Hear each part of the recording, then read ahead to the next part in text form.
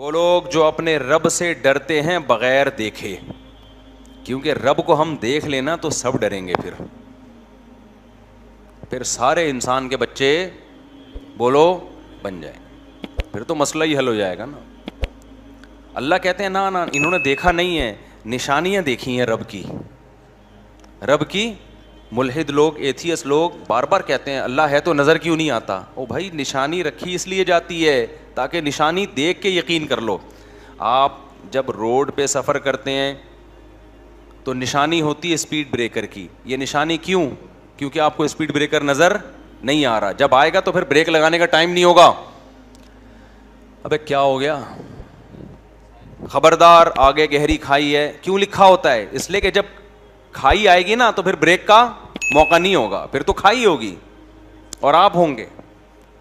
تو جب اللہ نظر آئے گا نا اس وقت اعمال کا ٹائم, اس وقت بریک کا ٹائم نہیں ہوگا کہ گناہوں سے بریک لگاؤ. گناہوں سے بریک لگانے کا ابھی ٹائم ہے, ابھی اللہ نظر نہیں آ رہا, لیکن اللہ کی نشانیاں نظر آ رہی ہیں. ایک ایک نشانی گواہی دے رہی ہے. وفی انفسکم, اللہ کہتے ہیں خود تمہارے اپنے اندر بہت سی نشانی ہے. کائنات کی وسعت ہے تو حضور کی بات. یہ دانت منہ میں کیوں لگے ہوئے ہیں, کہیں اور کیوں نہیں لگے ہوئے؟ یہ زبان بھی ادھر ہی کیوں ہے؟ یہ ناک ادھر کیوں لگا دی اللہ نے؟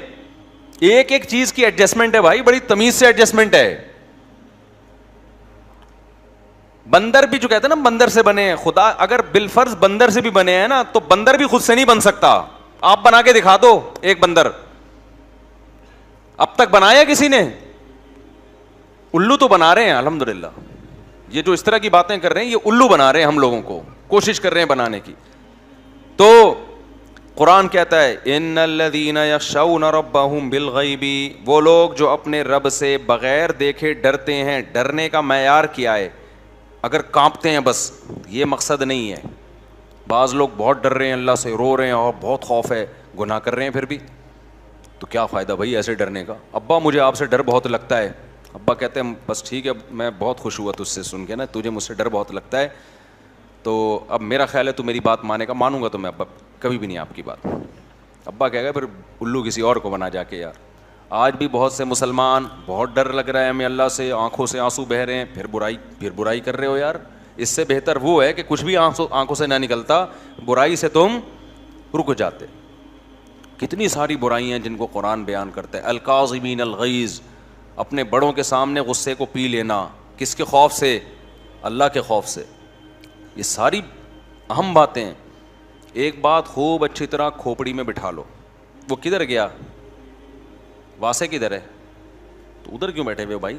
موبائل سے لگے ہوئے ہو بھائی؟ ادھر بیان چل رہا ہے, ادھر بیان میں بیٹھو یار. یہ دیکھو یہ مولویوں کے بچے جو بگڑتے ہیں نا, یہ تو ہمارا بھانجا ہے. اسی وجہ سے بگڑتے ہیں کہ وہ خود بات نہیں سن رہے ہوتے. سارے بچے نہیں بگڑتے, بہت سے مولویوں کے بچے بیٹھے ہوئے بھی ہیں یہاں پہ. گھر کی مرغی دال برابر ہوتی ہے نا. تو بیان سنا کرو پابندی سے, یہاں بیٹھ گئے. تو قرآن کیا کہتا ہے؟ ابھی میرے دماغ سے بات ہی نکل گئی. اچھا میرے بھائی خیر, ان الذین یخشون ربہم, وہ لوگ جو اپنے رب سے ڈرتے ہیں, بالغیب بغیر دیکھے, لہم مغفرۃ واجر کبیر, اللہ کہتے ہیں ان کے لیے مغفرت بھی ہے اور بہت بڑا اجر بھی ہے. مغفرت کیا؟ ان سے اگر کوتاہی کبھی ہوگی بھی تو چونکہ ہمیں مانتے ہیں نا تو توبہ کریں, میں کیا کر دوں گا؟ معاف کر دوں گا. وَأَسِرُّوا قَوْلَكُمْ أَوِ اجْهَرُوا بِهِ, اے اللہ تو ہمارے اعمال کو کتنا جانتا ہے. اللہ کہتے ہیں تم چھپ کے بات کرو یا کھلی بات کرو. إِنَّهُ عَلِيمٌ بِذَاتِ الصُّدُورِ, وہ تمہارے سینوں کے بھیدوں کو بھی جانتا ہے. أَلَا يَعْلَمُ مَنْ خَلَقَ, کیا وہ جانے گا نہیں جس نے پیدا کیا ہے؟ کیا زبردست جملہ ہے یار. ہمارے حضرت یہ آیت پڑھ کے بڑے مزے سے یہ آیت پڑھا کرتے تھے. الا یعلم, کیا وہ نہیں جانے گا, من خلق, جس نے پیدا کیا ہے. دیکھو ماں باپ سے کوئی بندہ آ کے شکایت کرے نا بچے کی کہ آپ کا بچہ ایسا ہے, آپ کا بچہ ایسا ہے, ماں کہتی ہے بھائی ایسا نہیں ہے.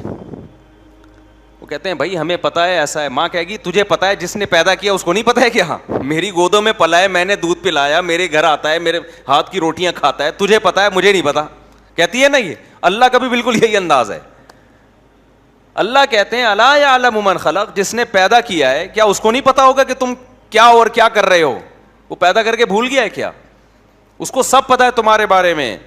وَهُوَ اللطیف الخبیر، وہ بہت باریک بین باخبر ہے. هُوَ الَّذِي جَعَلَ لَكُمُ الْأَرْضَ ذَلُولًا، اللہ وہ ذات ہے جس نے زمین کو تمہارے لیے ایک مسخر سواری بنا دیا ہے، ایسے کنٹرول دے دیا زمین پہ تمہارا. فَامْشُوا فِي مَنَاكِبِهَا، اس زمین کے کندھوں پہ بیٹھ کے سفر کرو. پھر یعنی زمین کو تشبیہ دی ہے ایک سرکش بیل سے، اور وہ آپ کے فرما بردار بنا کے نا، کسی نے سرکش بیل یا گھوڑا ہو اور وہ قابو میں نہ آ رہا ہو تو کوئی سرکش گھوڑے کو قابو کر کے آپ کو بٹھا دے اور اس کی لگام پکڑا کے بول اب اس کے کندھوں پہ بیٹھ کے جہاں مرضی جانا ہے جا. تو یہ زمین جو ہے نا ایسے گھوم رہی ہے سورج کی بڑی اسپیڈ کے ساتھ، اس کو کنٹرول کرنا ہمارے بس میں نہیں تھا. اللہ میاں نے پوری زمین اٹھا کے ہمارے تابع بنا کے بولا یہ تمہارا گفٹ ہے، ٹھیک ہے نا. اب اس پہ کیا کچھ نہیں کر رہا انسان. کھودنا شروع کیا تو کھودتا ہی چلا جا رہا ہے، کھودتا ہی چلا جا رہا ہے. ڈیزل نکال لیا، زمین کی گیس نکال لی، زمین کی ہوا نکال لی. گیس نکل گئی تو ہوا نکل گئی نا زمین کی. پھر سمندروں کو مسخر کر دیا، لوہا نکال رہا ہے، پیتل نکال رہا ہے، تانبا نکال رہا ہے، بحریہ ٹاؤن میں پلاٹ بنا رہا ہے، ادھر پروجیکٹ چل رہا ہے، ادھر ہواؤں میں تتلیوں کی طرح اڑتا پھر رہا ہے. تو یہ میرے بھائی اتنی کمزور زمین نہیں ہے کہ یہ ہماری فرما بردار بن جائے. تھوڑی سی ہل لے نا یوں کر کے، تھوڑی سی. دیکھو اسپیڈ والی گاڑی میں جب ہم جا رہے ہوتے ہیں ذرا سی بریک لگتی ہے تو شیشہ توڑ کے آگے. یہ زمین جتنی اسپیڈ سے گھوم رہی ہے نا، تھوڑی سی بریک لگ گئی نا تو ہم سب ایسے روئی کے گالوں کی طرح ہوا میں خلا میں بکھرے ہوئے ہوں گے. اور خلا میں پھر نہ الٹے ہوتے ہیں نہ سیدھے ہوتے ہیں، پتہ ہی نہیں چلے گا نیچا کدھر ہے اوپر کدھر ہے. تو ایسے اللہ نے اس کو ہمارے تابع بنا دیا. وَكُلُوا مِن رِزْقِهِ، اور اللہ نے ایک اور کام کیا کہ اسی کی یہ روزی بھی تمہیں دے گی. اس کے ذمے ہم نے ایک اور کام لگا دیا کہ تم اس کو مسخر کرو گے، اور رزق بھی کون دے گی؟ زمین. تم اس میں بیج ڈالو گے ایک آم، یہ کہے گی کوئی بات نہیں تھوڑا سا ٹھہرو، یہ ہزاروں آم، اس کا آؤٹ پٹ کیا ہوگا؟ ہزاروں آم. لے بھائی، آپ نے جیسے کسی کو گفٹ دیا نا، یار ایک آم دیا، اس نے جیب سے 6 آم نکال کے آپ کی خدمت میں پیش کر دی. زمین بھی ایسا ہی کرتی ہے. ایک دانہ آپ نے گندم کا ڈالا، زمین نے بوریوں کی بوریاں نکال کے آپ کی خدمت میں، ان کی کام ہی کھاد کا. ان سے پوچھو آپ، یہ کوئٹہ والے بیٹھے ہوئے ان کا کام ہے کھاد کا. تو ایک دانہ ڈالا اور سینکڑوں دانے آپ کی خدمت اقدس میں پیش. تو رزق کون دے رہا ہے؟ یہ زمین دے رہی ہے. اور اس کو اس کام پہ کس نے لگا دیا؟ اللہ نے لگا دیا. تو اللہ کہتے ہیں اتنی بڑی زمین تابع بنا دی، یہ تو میں نے کیا ہے. آگے اللہ کہتے ہیں وَإِلَيْهِ النُّشُورُ، خوب سمجھ لو اسی زمین سے اٹھا کے اپنے سامنے تمہیں کھڑا بھی کر دوں گا میں. کیسے یار قرآن کی بلاغت دیکھو، کیونکہ دانے کا ذکر آیا نا کہ ایک آم سے ہزاروں آم پیدا ہو رہے ہیں.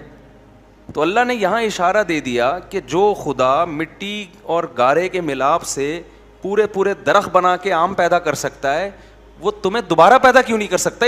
تم بار بار ہی کہتے ہو مٹی میں جا کے ختم، تو گٹلی بھی تو مٹی میں جا کے ختم ہوتی ہے. تو وہ دوبارہ کیوں انسان، یہ کیا ہے کہ وہ خربوزہ بنا سکتا ہے، وہ ناشپاتی بنا سکتا ہے، وہ آم بنا سکتا ہے، وہ جناب تربوز بنا سکتا ہے، وہ کھجور بنا سکتا ہے، وہ اتنے قسم کے پھل انار بنا سکتا ہے، 20 قسم کی چیزیں بنا سکتا ہے. اور انسان کو بھی اس نے پہلی دفعہ بھی بنایا، تم نے دیکھا، تو دوبارہ بنانے میں کون سی ٹینشن والی بات ہے بھائی؟ کیوں کہہ رہے ہو کہ نہیں ہو سکتا؟ یہ کون سی اچنبے کی بات ہے؟ اس لیے کہہ رہا ہے وَإِلَيْهِ النُّشُورُ، دوبارہ بناؤں گا میں، دوبارہ کھڑا کروں گا اپنے سامنے. خربوزوں کا حساب لوں گا تم سے، ناشپاتیوں کا حساب لوں گا، انگور کا حساب لوں گا کہ یہ میں نے ویسے جوس پینے کے لیے تھا، شراب بنانے کے لیے انگور نہیں دیا تھا میں نے. سمجھتے ہو کہ نہیں سمجھتے؟ آگے قرآن کہہ رہا ہے أَأَمِنْتُم مَّن فِي السَّمَاءِ أَن يَخْسِفَ بِكُمُ الْأَرْضَ فَإِذَا هِيَ تَمُورُ. اللہ کہتے ہیں جس خدا نے اس زمین کو تمہارے لیے مسخر کر دیا، اس کو تمہارے کام میں لگا دیا، جو خدا آسمانوں میں ہے، تم بے خوف ہو گئے کہ وہ زمین کو ہلائے اور تمہیں زمین میں دھسا دے. وہ یہ بھی تو کر سکتا ہے. یعنی ان چیزوں کو تم نے اپنی طاقت سے کنٹرول میں کیا بھی نہیں ہے، اتنے کمزور ہو. اور غریب کو کہتے ہو بھی سے بے غیرت. کمزور اتنے ہو کہ یہ چیزیں تمہارے کنٹرول میں بھی نہیں ہیں، اور ہم نے تمہیں تمہارے تابع بنا کے ڈش میں تمہارے لیے پیش کر دیں، اور اس کے بعد اب بھی تمہارے کنٹرول میں نہیں ہے. ہم چاہیں تو ہلائیں، فَإِذَا هِيَ تَمُورُ، یہ ہلنا شروع ہو جائے، اور جہاں ہلی ہے وہاں حال جا کے دیکھو کیا ہوتا ہے. آیا تھا نا 2005 میں زلزلہ, کیا حال ہو گیا تھا. ابھی ترکی میں ہو کر آیا ہوں میں, پوری بستیاں الٹ گئی ہیں, تھوڑا سا ہلتی ہے زمین. تو اللہ فرماتے تم بے خوف ہو گئے اس خدا سے, جب تم گناہ کرتے ہو تمہیں ڈر نہیں لگتا کہ وہ ہلا بھی سکتا ہے اس زمین کو, تم بے خوف ہو گئے ہو. ام امنتم من فی السماء ان یرسل علیکم حاصبا فستعلمون کیف نذیر, وہ آسمان سے طوفان اور پتھروں کی بارش بھی برسا سکتا ہے. کتنے سیارے آوارہ گھوم رہے ہیں اب پتہ ہے آپ کو خلا میں, سائنسدان ہی کہتے ہیں. بہت سے تو تمیز سے نا کسی ستارے کا حصہ بنے ہوئے ہیں, کچھ ایسے بھی ہیں کائنات میں بڑے بڑے پتھر, اور کائنات کا جو بڑا پتھر ہے وہ ہمارے والے جیسا پتھر نہیں ہوتا. جو خلاؤں میں جو پتھر گھوم رہے ہیں نا, ان کا ایک پتھر ہمارا پوری زمین کے برابر ہوگا.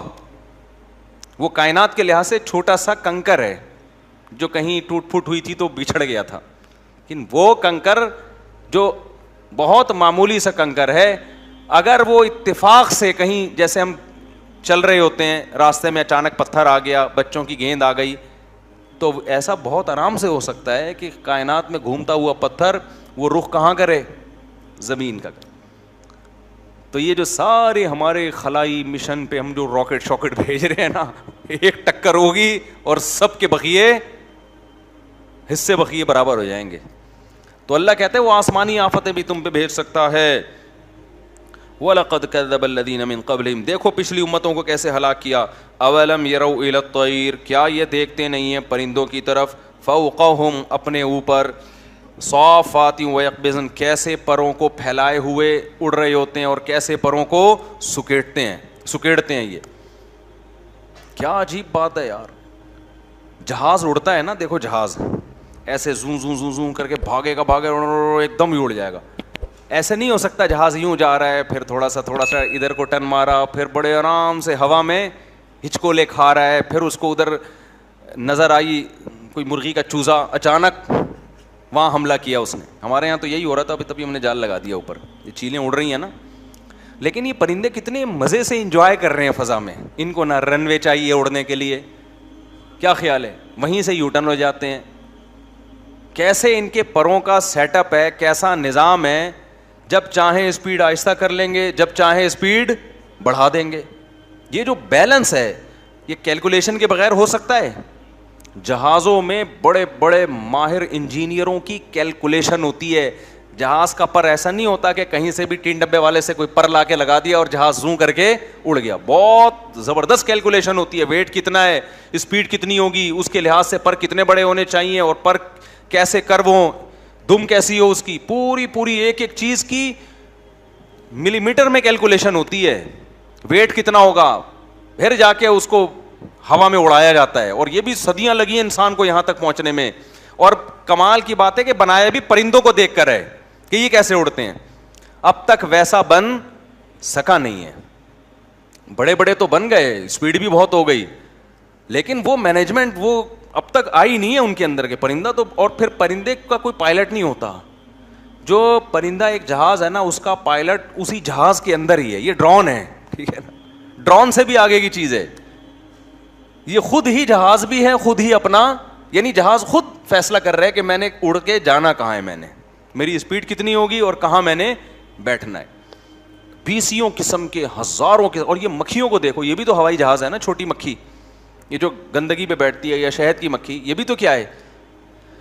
ابے کیا ہو گیا, ہوائی جہاز ہے یا نہیں. آپ مکھی کے پروں کے بھن بھنانے کی آواز دیکھو, ایسے اتنی اسپیڈ سے اپنے پروں کو اوپر نیچے. یہ ہیلی کاپٹر ہے, پھر آگے جائے گی, پیچھے بھی آئے گی. اب تک میں نے نہیں دیکھا ہیلی کاپٹر آگے تو جا رہا ہو, پیچھے آتا ہوا نہیں دیکھا. آتے ہوں گے کچھ ایسے ہیں, یوٹیوب پہ پڑے ہوئے ہوں گے, لیکن مکھی یوں بھی جائے گی اور اسی اسپیڈ سے پیچھے بھی آئے گی. تبھی قرآن نے کہا لن یخلقوا ذبابا, تم ایک مکھی تو پیدا کر کے دکھاؤ. یہ جو گندگی پہ بیٹھنے والی مکھی ہے نا, یہ ہے ذباب. اللہ کہتے ہیں یہ تو پیدا کر کے دکھاؤ. اور پھر بتوں کے بارے میں تو اللہ نے اس سے بھی آگے کی بات کہہ دی کہ تمہارے پتھروں کے بت مکھی پیدا کرنے تو دور کی بات, تم جب ان بتوں کے سامنے مٹھائی رکھتے ہو کہ یہ کھائیں گے, بھگوان کے سامنے مٹھائی رکھی کہ بھگوان کھائیں گے, مکھی وہ مٹھائی کا تھوڑا سا ذرہ لے کے اڑ گئی, بھگوان اس مکھی سے مٹھائی نہیں چھڑا سکتا. وَإِن يَسْلُبْهُمُ الذُّبَابُ شَيْئًا لَا يَسْتَنْقِذُوهُ مِنْهُ, اگر ذباب مکھی اس بھگوان سے چوری کرے تو بھگوان یہ بھی نہیں کہہ سکتا یہ مکھی یہ مٹھائی میرے لیے رکھی تھی تیرے لیے. ہم تو بول دیتے ہیں بھائی مکھی آگے ہٹاؤ یار اس کو, یار یہ کیا مکھیاں بن میں آ رہی ہیں. بت خاموش بیٹھا رہتا ہے, وہ نہیں کر سکتا یہ. تو آگے چلتے ہیں, اللہ کہتے ہیں ان پرندوں کو دیکھو, ما یمسکہن الا الرحمن, رحمان کے سوا ان کو کسی نے نہیں تھاما ہوا ہے, یہ سارا رحمان کا بنایا ہوا نظام ہے. تو آگے قرآن میں یہ ساری اسی طرح کی باتیں, ایک آیت بس پڑھ لیتا ہوں میں جو سورہ ملک کی آخری آیت ہے, قل ارأیتم ان اصبح ماؤکم غورا. اللہ کہتے ہیں جو آسمان سے پانی ہم زمین میں اتارتے ہیں, اگر یہ اور نیچے چلا جائے, کیسا نظام ہے یار, زمین پانی نیچے کی طرف جاتا ہے نا, ایسا ہی ہے کہ نہیں ہے. تو اب یہ جو بارشیں برس رہی ہیں, پانی کو چاہیے نیچے جائے نیچے جائے, تو جاتا رہنا, لیکن ایک جگہ جا کے کیا ہوتا ہے, رک جاتا ہے. میں نے خود دیکھا ہے, کنواں کھودو آپ, پانی آئے گا, آتے آتے نیچے جاؤ گے نا خشک مٹی آنا شروع ہو جائے گی. اللہ نے میاں نے اس پانی کو وہاں روک دیا تھا تاکہ انسانوں کے لیے اس تک پہنچنا مشکل نہ ہو. تہیں بنا دی ہیں, پانی سب سے زیادہ ضروری, لہذا وہ بہت زیادہ گہرائی میں نہیں ہوگا. پیٹرول ہمیشہ ضرورت نہیں تھی انسان کو, اب ضرورت ہے, آبادی بڑھ گئی ہے, تو اس تک پہنچنے کے لیے اللہ نے مشکلات رکھی ہیں بہت نیچے. اگر ایسا ہوتا کہ پانی پیٹرول کی جگہ ہوتا, پیٹرول پانی کی جگہ ہوتا, تو ہم لوگ سی این جی گیس پہ اپنے آپ کو سیٹ کرا چکے ہو تک. اب تک کیا خیال ہے, پیٹرول کی ٹینکیاں لگائی بھی ہوتی ہم نے کہ یار روٹی موٹی پراٹھے چھوڑ دو بھائی, پیٹرول پہ سیٹ ہو جاؤ. ظاہر ہے ایسے سیٹ ہونے میں ٹائم لگتا, بلکہ مر جاتے ہم, نسل ہی ختم ہو جاتی. اللہ نے کیا کیا, پانی آتا ہے, وہ بارش آتی ہے تو پانی ہوتا ہے. میرا بچہ جو ہے نا اس دن بیٹھا ہوا کہہ رہا ہے, چھوٹا بچہ بھی, بولنا بھی صحیح نہیں آتا اس کو, اس دن بیٹھا ہوا کہہ رہا ہے جب بارش ہوتی ہے تو پانی آتا ہے, جب بارش بہت زیادہ ہوتی ہے تو پانی بہت زیادہ آتا ہے. وہ کیا نہیں, بلاول نے تو کہا تھا وہ لفظ, پوری ورڈنگ مجھے یاد نہیں ہے. ہاں وہ بچہ میرا بیٹھا ہوا, اس کو کچھ نہیں پتہ نہیں کہاں سے اس نے سنا, کہہ رہے ابو, میں نے کہا جی, کہہ رہا ہے جب بارش ہوتی ہے تو پانی آتا ہے, جب زیادہ بارش ہوتی ہے تو پانی زیادہ آتا ہے. ابے میں نے کہا یار, اچھا بچے جب گھر میں ہوتے ہیں انٹرٹینمنٹ کی چیزیں ملتی رہتی ہیں. ایک دن کیا ہوا, میری چھوٹی بچی اور سب دوسری بھی اس کی بچیاں بہنیں میں نے مل کے نا کھیل رہی, وہ کھیلتے کھیلتے ایک دم میری بچی نے کہا مجھے کیوں نکالا, ایسے انگلی کی. میں نے اس کو کیا ہو گیا بیٹھے بیٹھے یار. تو نا بچوں کے لاشعور میں یہ چیزیں ادھر ادھر سے سن کے نا جا رہی ہوتی ہیں, اس کو نہیں پتا ہوگا اس کا مطلب کیا ہے. جب اس نے ایسے کیا نا, مجھے کیوں نکالا, ارے مجھے اتنی ہنسی آئی. تو ابھی پرسوں کی بات ہے, وہ بچہ کہہ رہا ہے, دوسرے بچے سے باتیں کر رہا ہے, اور میں بھی بیٹھا ہوا تھا, کہہ رہا ہے ابو جب بارش آتی ہے تو پانی آتا ہے, اور جب زیادہ بارش ہوتی ہے تو زیادہ پانی آتا ہے. میں نے کہا پھینکتا رہا بیٹھ کے, پتہ نہیں تیری نظر میں اس کا مطلب کیا ہے. تو خیر اللہ فرماتے ہیں اگر اس پانی کو ہم نیچے لے جائیں, فَمَن يَأْتِيكُم بِمَاءٍ مَّعِينٍ, کون ہے جو صاف ستھرا بہتا ہوا پانی تمہارے لیے لے کر آئے. ہمیں امریکن کمپنیوں کو پھر ٹھیکے دینے پڑیں گے یار, دریافت کرو کہیں پانی دریافت ہو جائے. تو جو پیٹرول نکالنے والی کمپنیاں ہیں وہ کیا نکالیں گی, پانی, اور جب تک پانی نکلے گا اس وقت تک ہمارا باڈی کا پانی نکل چکا ہوگا. کیا خیال ہے بھائی. تو یہ سارے کام تو میرے بھائی اللہ کر رہا ہے. تو یہ صورت ختم ہو گئی, اور بھی بہت اہم ہے اس میں, اللہ نے سورہ نوح بھی بیان کی. اچھا ایک چھوٹا سا واقعہ میں بس میں کر کے بیان ختم کرتا ہوں. سورہ قلم میں ایک بہت اہم واقعہ ہے. وہ واقعہ کیا ہے کہ ایک شخص کا باغ تھا, اور اس کے دماغ میں وہی تکبرانہ خیال آنے شروع ہو گئے جو آج دولت آنے کے بعد انسان کے دماغ میں آتے ہیں. کیا کمال. تو قرآن کہہ رہا ہے جب وہ اپنے باغ کا پھل توڑنے کے لیے جا رہا تھا نا, تو باتیں کر رہا تھا کہ اللہ يدخلنها اليوم علیکم مسکین, آج پھل توڑنے کا ٹائم ہے, پیداوار پک کے تیار ہو گئی ہے, دیکھنا کوئی غریب بندہ قریب پھٹکنے نہ پائے. ٹھیک ہے نا, یہ غریب لوگ سارا مسئلہ کیا کرتے ہیں, یہ خراب ہو, یہ آ جائیں گے کشکول لے کے, ساری پیداوار تو یہ کمبخت کھا جاتے ہیں. تو جب بھی کسی کے پاس دولت آتی ہے نا, تو آج کل وہ چھپا رہا ہوتا ہے, ایسا نہ ہو کوئی ضرورت مند رشتہ دار ہو وہ مانگنے آ جائے. تو اللہ میاں نے اس کی بھی برائی بیان کی ہے کہ تمہیں تو خوش ہونا چاہیے, ہاں یہ ضرور ذہن میں رکھو اپنی آمدن کو اس نیت سے چھپانا کہ غیر مستحق لوگ بھی تنگ کرتے ہیں آج کل, اور ایک غریب کو کے ساتھ مدد کر دی نا تو وہ چنگم کی طرح چپک, بلکہ ایلفی کی طرح چپک جاتا ہے بعض دفعہ. اس مصلحت سے آمدن چھپانا یہ جائز ہے, یہ مجبوری ہے, لیکن اصولی طور پر آپ کے دل میں ایسی کنجوسی نہیں ہونی چاہیے. میں نے بعض لوگوں کو ترغیب دی, سخاوت کی, تو انہوں نے بتایا یار اتنا مسئلہ خراب ہو گیا نا. ایک دو دفعہ میں نے خود بھی تجربہ کر کے دیکھا, میں نے گھر پہ کوئی کچھ 2-4 غریب آئے, ان کو دیا, پھر تو بھائی لائن لگ گئی یار.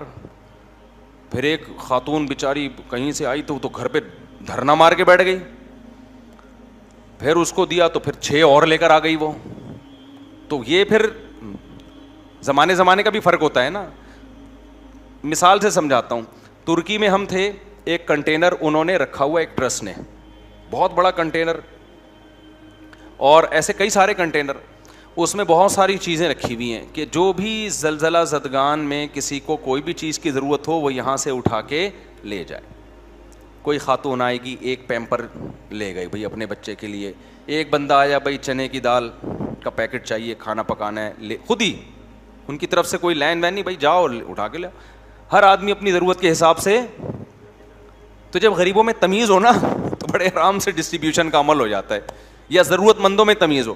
ہم لوگ کہہ رہے تھے کہ اگر یہ ہم نے اپنی گلی محلے میں لا کے ایسا کوئی کنٹینر رکھ دیا کہ گلی محلے کے جتنے ضرورت مند لوگ ہیں, آٹا دال مہنگا ہو گیا ہے, پیٹرول مہنگا ہو گیا ہے, جی یہ پیٹرول کی بوتلیں پڑی ہوئی ہیں اور یہ آٹا دال چینی کے پیکٹ پڑے ہوئے ہیں, یہ پیمپر, تو پورا کنٹینر کھرچ کے لوگ کھا جاتے ہیں.